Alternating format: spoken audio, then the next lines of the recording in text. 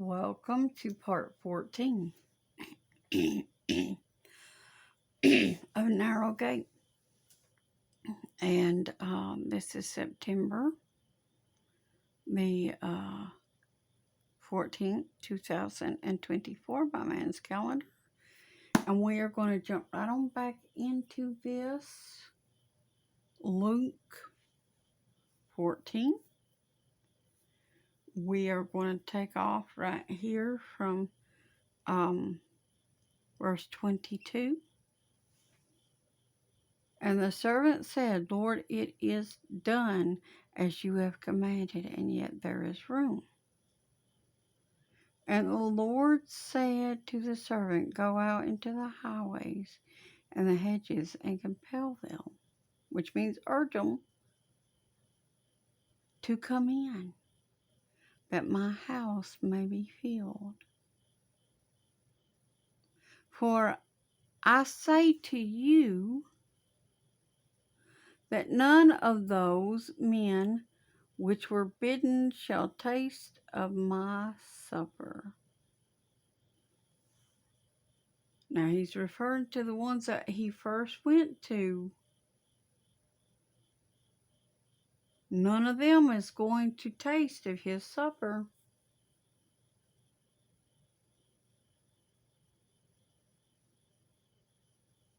You better not reject the Lord when he invites you, or you will not taste of his supper.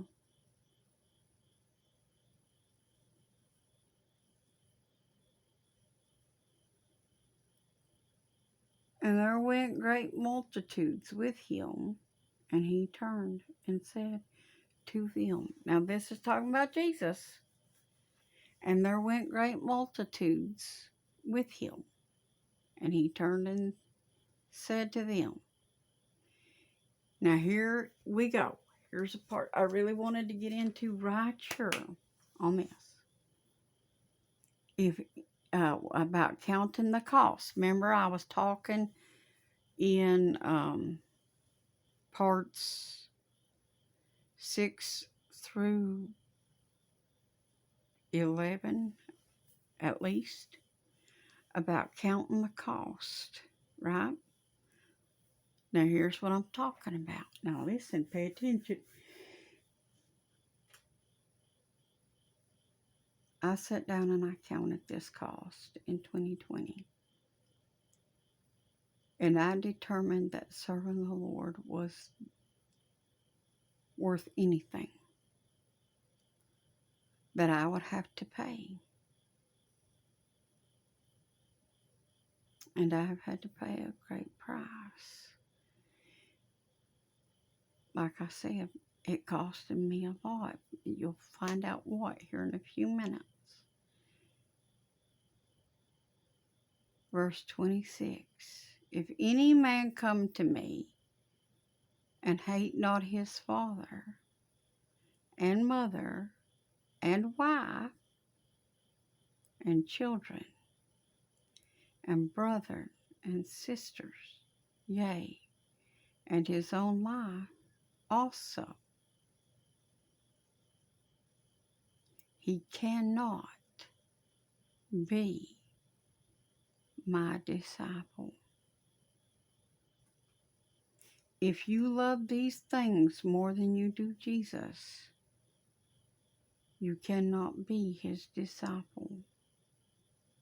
Why? Because when the time comes he needs you to go do something, you're going to set these things before him. And you will, and you know you will. That's exactly what's going to happen. You're going to set these things before him. And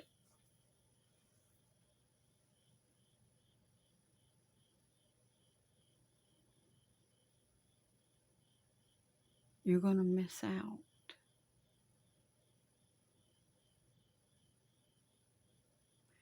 Now going on, verse 27. And whosoever does not bear his cross and come after me cannot be my disciple. For which of you, intending to build a tower, sits not down first and counts the cost, whether he have sufficient to finish it?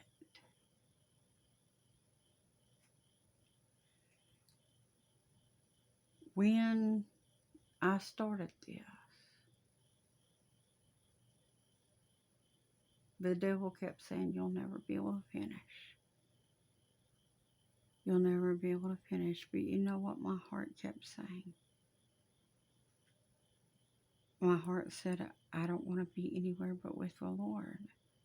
I have to finish. There's no, you can't. There is only must do. Must do. And then I learned that all things are possible to them that believe. And I have great faith in the Lord. And we are all given a measure of faith. And I have great faith.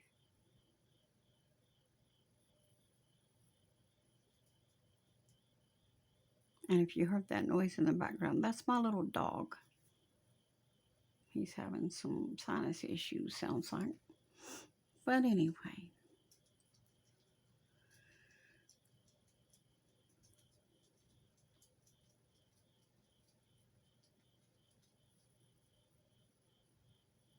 We have to count the cost.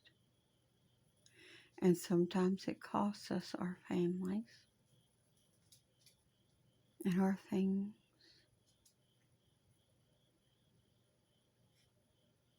And so forth.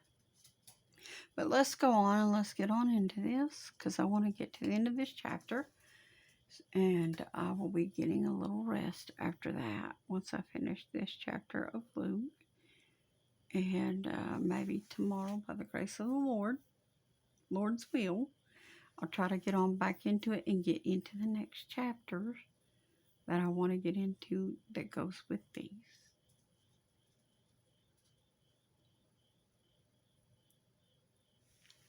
Verse 29. Least he happily after he has laid the foundation and is not able to finish it. All that behold it began to mock him.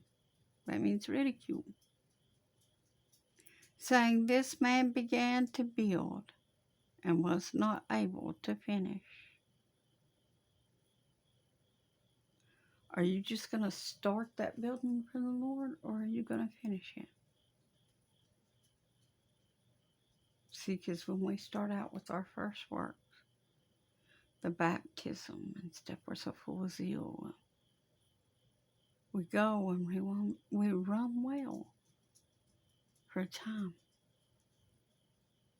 But then we start looking back into the world, don't we? Yeah, so many people are doing that right now. You're looking back into the world and you're saying, it was nice to have that. It was nice to have that. I'd like to have that again. And then what do? You go after that instead of after the treasure of the Lord, which you started after. And here we are in the last hours. In the last hours. And you're turning your back on the Lord, just like the disciples did at the foot of the cross. And you're walking away. And you're leaving Him when you're that close to obtaining victory.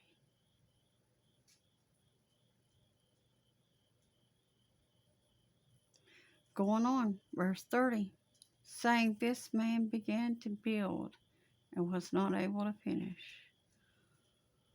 Or what king going to make war against another king sits not down first and consults whether he be able with 10,000 to meet him that comes against him with 20,000.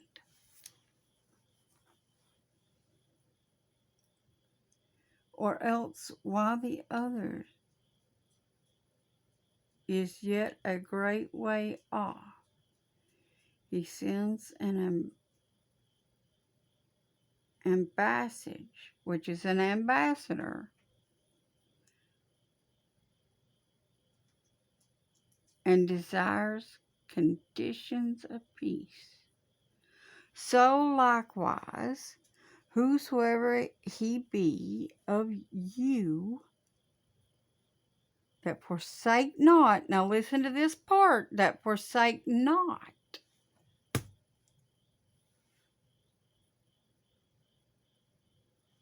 that forsakes not all that he has, he cannot be my disciple.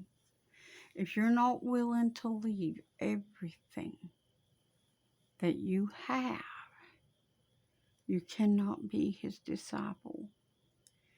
And in 2020, when the Lord said to me, go to the mountain, and I had to go alone. I had to go alone. Now listen to this. I had to go alone the second time. Or, well, actually, it was the third time I went to a mountain. But it was the second time to this particular mountain. And the first time, Bo and Kitty was with me when I went to the other mountain.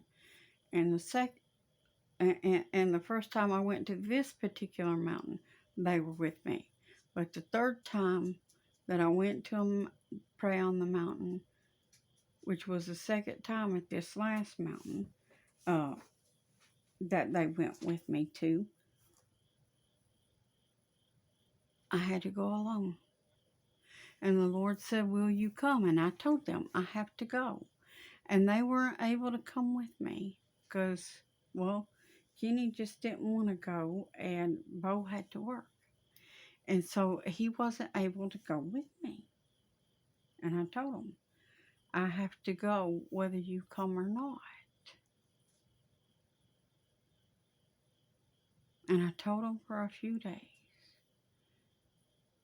And then I finally just packed my stuff and I went.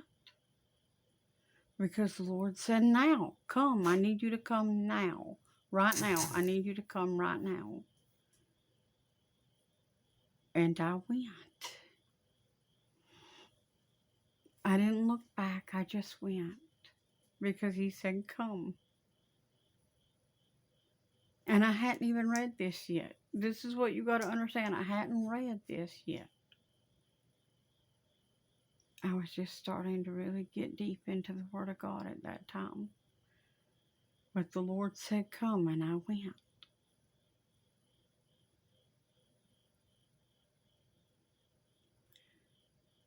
So likewise,